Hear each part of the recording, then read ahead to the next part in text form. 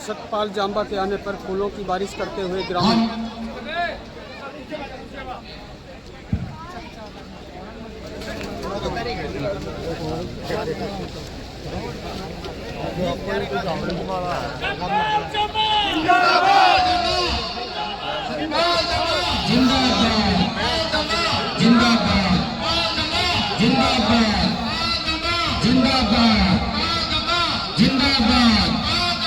जिंदाबाद भाई, सारे साथी बोल लेते भाई, जयकार लगो भाई जोरदार, बोलिए दादा खेड़ा की, दादा खेड़ा की। पूरे मोनागाड़ी गांव की तरफ से स्वागत करते हैं, जोरदार तालियां साथियों। आज सतपाल जांबा गांव मोनागाड़ी में गुरु परमानंद की जन्म स्थल पे सतपाल जांबा के बढ़ो, एक बार तालियां भाई। भारतीय जनता पार्टी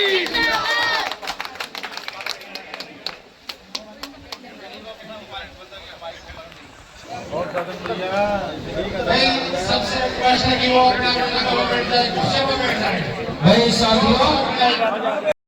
परिवार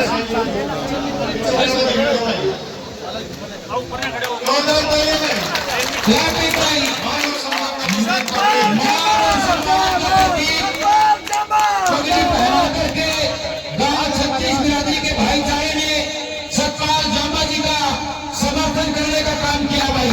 एक बार गांव ने पगड़ी पहनाकर जिन्होंने सतपाल जांबा जी को समर्थन दिया, प्रमोद चुनमाजरा जी का भी भाई पवन जी पगड़ी पहनाकर इनका स्वागत करते हुए भाई गांव की में पहुंचने पर भाई सतपाल जांबा जी का सभी ग्रामवासियों ने खुलकर स्वागत किया। ट्रैक्टर और बाइकों के साथ स्वागत कर पंडाल में बैठे सभी साथी सतपाल जांबा जी के स्वागत में एक बार जोरदार तालियां बजाएं, जोरदार जयकारा लगाएंगे। भारत माता की जय, वंदे मातरम। भाई सतपाल जांबा जी के पास बढ़िया संख्या में जो सभी साथी हैं उनका स्वागत है। गाँव वासियों का, सभी पड़ोसी गाँव से जितने भी साथी आए, और हम समय की गरिमा का ध्यान रखते हुए चाहेंगे सतपाल जांबा जी अपने विचार रखे। टाइम की गरिमा, टाइम बचाना हम सबका फर्ज है, ये भी वोट करने जैसा ही काम है। भाई सतपाल जांबा जी आए, अभिनंदन कीजिए हमारे आज के मुख्य अतिथि का, सतपाल जांबा जी। बोलिए जय श्री राम। आज के हमारे आयोजक हरिकृष्ण जी, विकास जी, करमचंद जी, साहिल लोहिया जी, पवन महिला जी, धीरू भाई जी, करमचंद सरपंच जी, कृष्ण दीनदयाल जी और हमारे पार्टी के पदाधिकारी भाई प्रमोद चुनमाजरा जी, संजीव रशीना जी, नन्नू वालिया जी, सूरज प्रजापति जी, प्रताप राणा जी, तेलूराम डोल जी और बहुत मेरे साथी जो यहाँ पे आए हुए हैं। मेरे साथी सत्यवान डोल भी आया हुआ है, तेलूराम भी आया हुआ है, मनोज अत्री आए हुए जी। बहुत सारे मेरे साथी यहाँ पे आए हुए, जिससे धन्यवाद करता हूँ जो आप लोगों ने मान सम्मान मुझे दिया। भाई अभी आज 2 तारीख हो रही, 3, 4, 5 तारीख जजमेंट डे है। कहते हैं जब कोई केस चलता है, किसी कोर्ट में चलता है, तो उसका एक अंत आता है, तो उस दिन को बोलते हैं जजमेंट डे। तो भाई 5 तारीख जजमेंट डे है हमारे कुंडली के भविष्य की। अब आप लोगों ने देखना है कि कुंडली का भविष्य किसके हाथों में देना है। अब आप लोगों ने अच्छे से देख लिया होगा, सारे उम्मीदवार आप लोगों ने बीच में आए होंगे, सवाल तो आप भी हुए होंगे। क्या किसी ने आज तक अपना विजन आप लोगों को बताया? सच बताइए, आज तक कोई ऐसा उम्मीदवार आया कि भाई मैं 5 साल में मेरा विजन हल्के को लेके ये है? हाथ खड़े कीजिए, अभी किसी ने बताया? किसी ने बताया भी आज तक? तो भाई जिसने आज तक ये नहीं बताया कि भाई मैं अपने हल्के के लिए करूंगा क्या और कैसे करूंगा, उसका विजन क्या है, तो भाई विधायक कैसे बना देंगे? अगर ऐसे बहुत आएंगे, मैं आपका बेटा हूँ, मैं भाई हूँ, एक मौका दे दो, मैं ये कर दूंगा वो कर दूंगा। ऐसे कितने आए भाई? हाथ खड़े करिए। वो तो है जी। ऐसे सारे आए होंगे, सब ना बोलो। अरे ऐसे भी आए होंगे कि ना बोलना ही ना आंदा, ऐसे भी आए होंगे, मानो ना। तो अब आप लोगों ने देखना है कि भाई किसको चुन के आप लोगों ने आगे भेजना है। भाई सतपाल जांबा से पूछो, आप लोग तो पूछते नहीं। हर मंच पे मैं ही बोलता हूँ कि मेरा विजन क्या है, मेरी सोच क्या है। अब आप लोग हर कोई तो जापान नहीं जा सकते, इसलिए तो जापान में जैसे गांव बने हुए हैं, वो जापान का गांव का मॉडल मैं जांबा में लेके आया, ताकि हमारे हल्के के सारे लोग जांबा जुड़ जा सके और ये देख सके भाई एक गांव में क्या क्या फैसिलिटी होनी चाहिए, वो तो दूसरे गांव में नहीं है। और जब आप ये लोग देखोगे तो आपको लगेगा कि सतपाल जांबा क्या चाहता है, मेरा मकसद क्या है राजनीति में आने का। यकीन मानिए हम अभी बहुत पीछे हैं। हमें वो जो विकास की गति मिलनी चाहिए थी हमें नहीं मिली है, और इसके पीछे एक ही कारण है। पिछले 28 सालों में हमने कभी ऐसे विधायक को चुना ही नहीं है जिसका विजन आप उसको पूछ सको कि तेरा विजन क्या है, तेरी क्वालिफिकेशन क्या है, तेरा बैकग्राउंड क्या है। हमने किसको चुना? ये रोड को। कोई कहता है पंडित, कोई कहता है जाट। हमने हमेशा जात पात बिरादरी में आके अपने पूरी का सत्यानाश किया है। मैं खुले मन से कह रहा हूं, जब तक हम ये जात पात बिरादरी का जहर अपने दिमाग से नहीं निकालेंगे, एक सतपाल के अच्छा 100 सतपाल आ जाए तब भी पूरी का सुधार नहीं हो सकता। हमें इस जात पात 36 बिरादरी से ऊपर उठ के ये जो छोटे बच्चे खड़े हैं इनके भविष्य के बारे में सोचिए कि हमने तो अपना फ्यूचर खो दिया, जो बनना था बन गए, कम से कम इन बच्चों का भविष्य तो ना बिगाड़िए।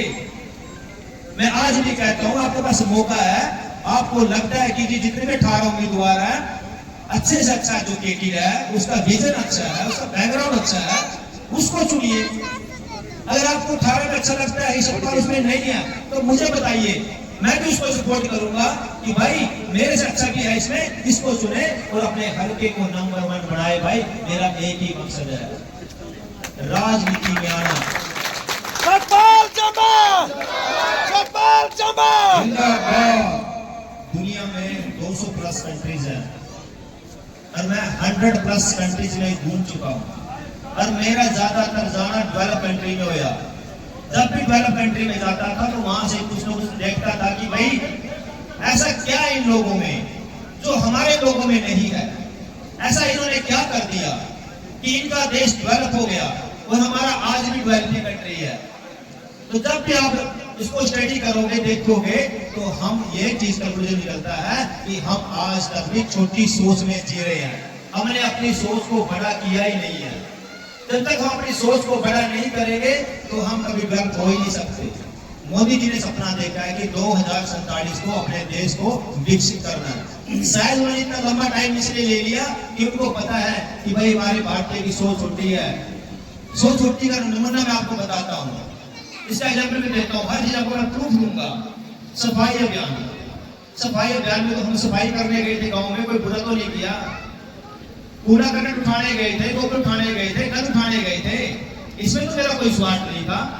लेकिन लोगों ने वहां भी गालियां दी है, गांव से बाहर निकाला है, ऐसी ऐसी बातें बोली है कि जो दिल पे जाके लगती है।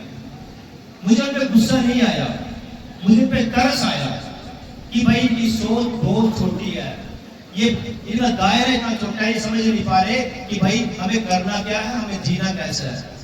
कुछ गांव कम गंद ज्यादा है, उनमें इतना गंद है, इतनी गंदगी है कि उन गाँव में मतलब पता नहीं इंसान कैसे रहते हैं। मैं नाम नहीं लेना चाहता क्योंकि मैंने खुद सफाई अभियान चलाया।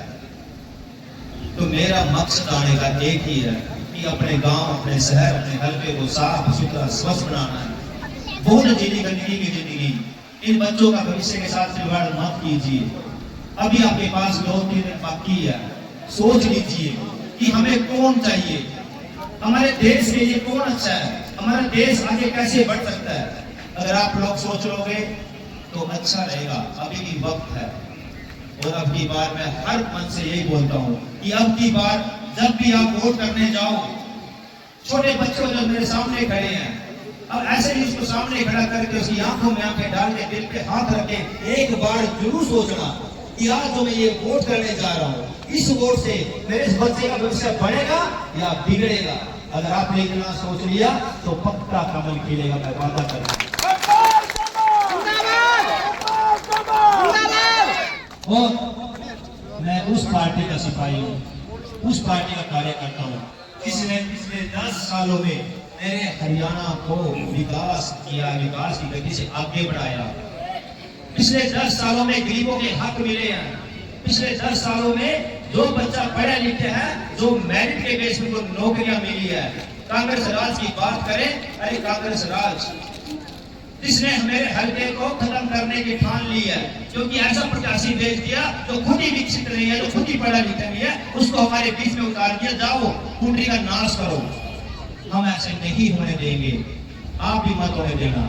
ये लड़ाई ये नहीं कि मैं विधायक बनूंगा, ये लड़ाई ये भी है कि गलत विधायक नहीं बनना चाहिए यहाँ से, ये लड़ाई ये भी है। तो आप लोगों ने सोचना है, प्लीज हाथ जोड़ता हूँ, इन बच्चों के इन रहम कीजिए। अगर आपने अभी भी रहम नहीं किया, जात पात में उलझे रहे, तो हम कभी विकास नहीं कर पाएंगे, बच्चों का हक नहीं दे पाएंगे। तो मैं ज्यादा ना बोलते हुए आप लोग आए। और एक बात, जो आज ये काफिला चला था, इसमें मोटरसाइकिल थी, 2 बच्चों ने जो ये बुलेट के पटाखे छोड़े हैं, उन्होंने मुझे खुश नहीं किया, उन्होंने मेरा दिल दुखाया है। मैंने पहले ही बोला था ये चीजें मुझे पसंद नहीं है, लेकिन उन्होंने जानबूझ के किया है। मैंने उनको 2 बार रोका, अगर आप अब नहीं रुकोगे तो 8 अक्टूबर के बाद मुझे रोकना, तब मैं कैसे रोकूंगा ये बता दूं उनको, मैं रोकना चाहता हूँ।